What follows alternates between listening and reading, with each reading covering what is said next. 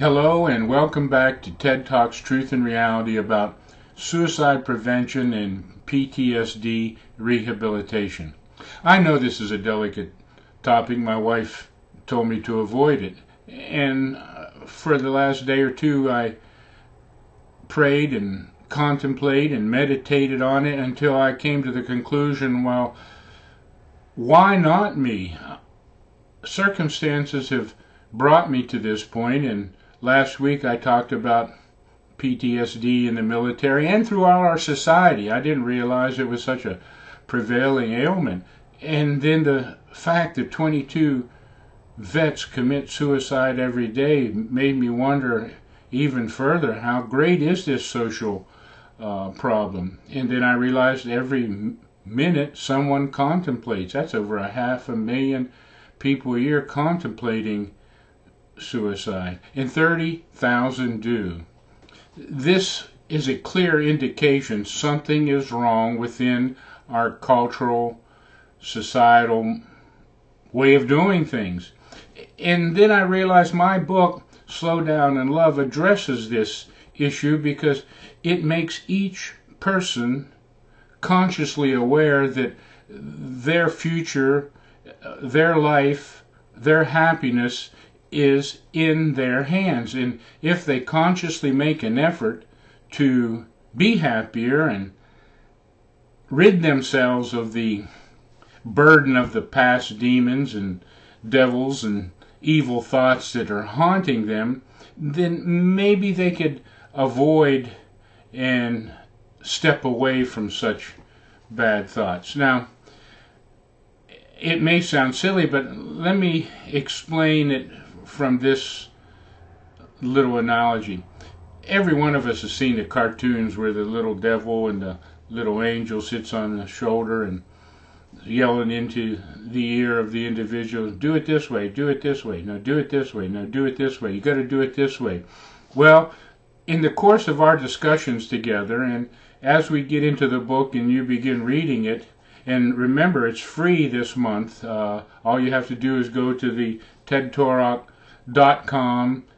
It's in the description of this YouTube video. Download it.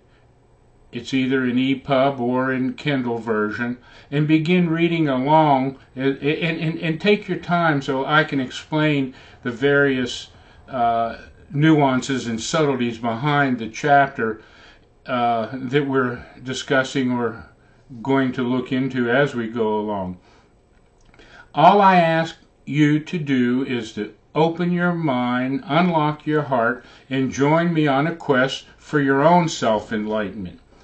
It'll ease the burden and the fears and the thoughts, and will eventually eliminate all fear, all evil, all doubt, and you are the master of your destiny.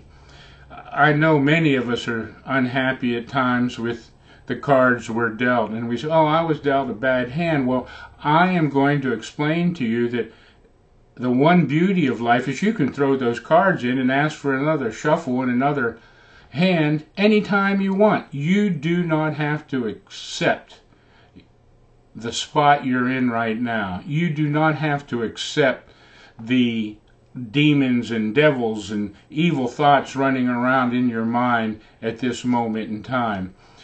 I am going to get you to rid that little devil and that other little voice there talking to you and confusing and distorting the existence that you're experiencing right now.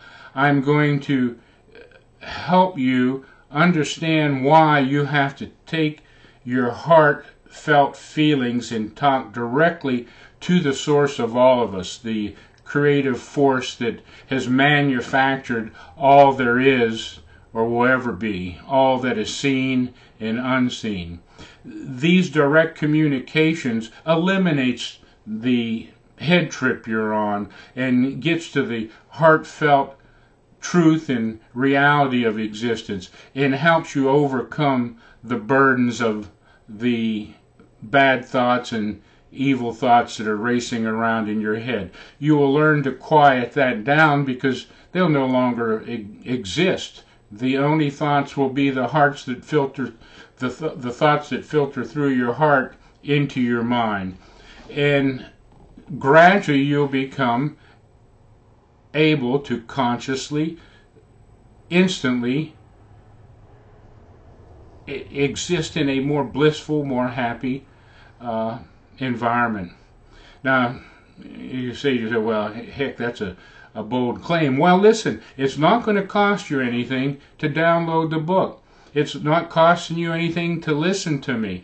And at any time, if you don't like the book and you don't like what I'm saying, you can turn it off. But if I'm right, and I sure think I'm right, just imagine how it could help you.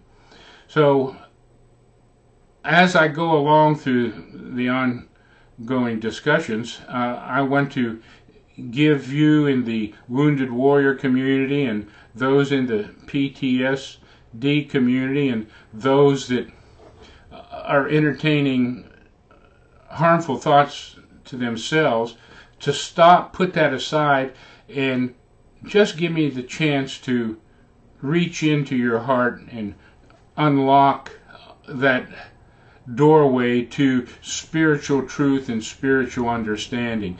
Most of us, as I did, operated and functioned only on the physical plane and used what mental facilities that help promote my own ego. I've discussed with you about the lingering disease that has been around since we crawled out of the caves and left the primitive stage as selfism, the innate, inherent compulsion to justify any ends or means to achieve our self-centered or self-centric, selfish goal. You see it all around you. I've described it in my 33 previous discussions. And some, I hope, have grasped the meaning of it. And those that join and get the book will understand it as we go along, because in these brief conversations it's difficult to transfer the essence of something that took me 70 years to discover, and it took me thousands and hundreds of thousands of words in the book to explain the simple title, Slow Down and Love, and why you must at all times learn how to do the right thing. And this is where we fall, I guess, astray in the course of our pathway in life. We do not know how, and we have not learned how to do the right things. We hear a lot of lip service, and we hear a lot of sermons, and we hear a lot of people say, well, do it this way, do it this way. And I'm not going to say do as I say. I'm going to try and get you to understand why I did the things I did and how it got me to this point in time in front of you, actually begging you to listen up, take your time, relax a little bit more, and enjoy life. I guess the impetus or the turning point in my life came after making a bunch of bad decisions, and I was facing the fact that I was going to have to go away and be incarcerated for a couple of years, and I was sitting with my young children who were 5, 7 years old at that time, and it was April, and nice spring day, the sun was out, and I'm sitting in a park looking at them saying, boy, how stupid was I to make that goofy decision that's going to take me out of their lives. And I was wallowing in my own self-pity and in despair, and felt hopeless that I wasn't going to be able to change the future because the courts had ruled. And as I was sitting there, I started watching a bunch of these little bumblebees flying around from dandelion to dandelion, and I became a little more relaxed. And then I started listening, and the birds were singing. It was a nice April day, and the robins and the cardinals and some songbirds were chirping away, and then I saw a bunch of ants attacking, I think it was an old ice cream cone. And I said to myself, man, why can't we be more like the other creatures that the Creator made? And well, maybe we can. Maybe there is something out there. And I began and decided on that day to begin searching for my own personal self-enlightenment.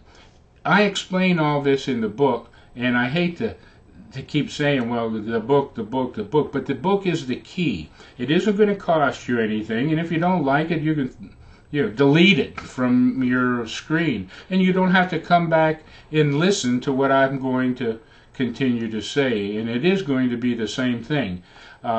My opening dedication says is to do the right thing. My last sentence, and I never intended this, it just happened that way, in the book said, just enjoy doing the right thing. And in between there, I explain how easy it is for you to enjoy your life, be happier, love yourself, love God, and especially love others around you, because just like those bees and birds and ants doing the thing that the Creator intended them to do, and they were happy doing that, I am going to get you to be happy with everything you do in life. You're going to be happier today than you were yesterday, and tomorrow you're going to look forward to it because it's going to bring more happiness.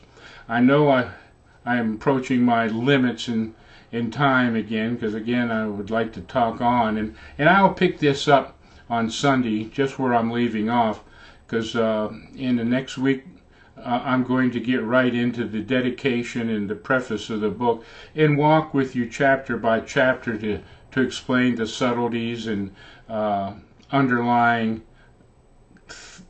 existence that was going on at that moment in time. So keep smiling, relax, grin and bear it, and till we meet again, Godspeed.